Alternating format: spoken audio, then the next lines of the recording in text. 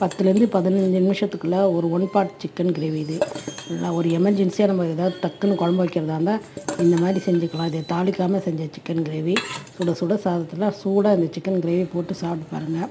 ஒரு 1/2 kilo chicken வாங்கி கழுவி குக்கரில் போட்டு அதோட வெங்காயம், தக்காளி, பச்சை மிளகாய், இஞ்சி பூண்டு பேஸ்ட்டு போட்டு இதுக்கு ஒரு மசாலா ஒன்று வறுத்து பட்டை, லவங்கம், ஏலக்காய் இதெல்லாம் போட்டு நல்லா வறுத்து அதோட நம்ம வீட்டில் இந்த மிக்சர் மிளகாத்தூள் கலக்கி அதோடு சேர்த்து போட்டு அதோட 1/2 ஸ்பூன் மஞ்சத்தூள், தேவையான உப்பு போட்டு நல்லா வதக்கி அதுக்கு மேலே கருவேப்பிலை, கொத்தமல்லி, பட்டை, லவங்கம், ஏலக்காய் இதையும் போட்டு நல்லா வதக்கி நான் வந்து கொஞ்சம் கிரேவி மாதிரி வைக்கிறதுனால 1 டம்ளர் தண்ணி ஊற்றிருக்கிறேன்.